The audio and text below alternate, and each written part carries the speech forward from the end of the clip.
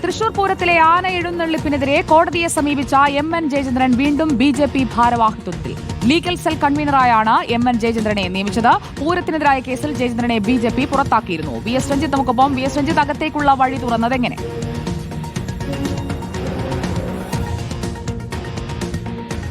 Rajeev ചന്ദ്രശേഖറാണ് legal സെല്ലിന്റെ കോർഡിനേറ്ററായി എം.എൻ. ജയചന്ദ്രനെ നിയമിച്ചിട്ടുണ്ടായിരുന്നത്. നേരത്തെ ഗുരുതരമായ വീഴ്ച കണ്ടെത്തിയതിനെ തുടർന്നാണ് എം.എൻ. ജയചന്ദ്രനെ പുറത്താക്കിയത്. അതായത് തൃശൂർ പൂരവുമായി ബന്ധപ്പെട്ട് തൃശൂർ പൂരത്തിൽ ആനയെ എഴുന്നള്ളിപ്പിക്കുന്നതിനെതിരെയാണ് ജയചന്ദ്രൻ കോടതിയെ സമീപിച്ചത്. ബി.ജെ.പിയുടെ പ്രഖ്യാപിത നിലപാടിനെതിരാണ് ഇത്തരത്തിൽ ആന എഴുന്നള്ളിപ്പിനെതിരെ കോടതിയെ സമീപിക്കുക എന്നുള്ളത്. പ്രത്യേകിച്ച് തൃശൂർ പൂരം അലങ്കോലപ്പെടുത്തുക തുടങ്ങിയ ആക്ഷേപങ്ങളൊക്കെ നിലനിൽക്കുന്ന സാഹചര്യത്തിൽ അങ്ങനെ തൃശൂർ പൂരം ഭംഗിയായി നടക്കേണ്ടത് ബി.ജെ.പിയുടെ ഉത്തരവാദിത്തമാണെന്ന് അവർ തന്നെ പറയുന്ന സാഹചര്യത്തിൽ തൃശൂർ പൂരത്തിനെതിരെ കോടതിയെ സമീപിച്ച വ്യക്തിയെ അന്ന് കെ സുരേന്ദ്രൻ പുറത്താക്കിയതാണ് എം.എൻ. ജയചന്ദ്രൻ. ഇപ്പോൾ അദ്ദേഹത്തെ വീണ്ടും ലീഗൽ സെല്ലിന്റെ കോർഡിനേറ്ററായിട്ടാണ് നിയമിച്ചിട്ടുള്ളത്. ബി.ജെ.പിക്ക് 21 സെല്ലുകൾ വ്യത്യസ്തമായുണ്ട്. അതിന്റെ കോർഡിനേറ്റർമാരെ കഴിഞ്ഞ ദിവസം സെൽ കോർഡിനേറ്ററായിട്ടുള്ള വി കെ സജീവനാണ് പ്രഖ്യാപിച്ചത്.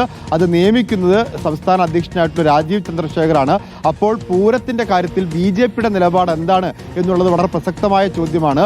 ഈ ആനയെ എഴുന്നള്ളിപ്പിക്കാൻ പാടില്ല എന്ന നിലപാടുള്ള ജയചന്ദ്രന്റെ ലീഗൽ സെൽ കോർഡിനേറ്റർ ആക്കുമ്പോൾ ബി.ജെ.പിയും ജയചന്ദ്രന്റെ നിലപാടിനൊപ്പമാണോ, അല്ലെങ്കിൽ ജയചന്ദ്രൻ ബി.ജെ.പിയുടെ നിലപാടിനനുസരിച്ച് നിലപാട് മാറ്റിയോ എന്നുള്ളതാണ് ചോദ്യം.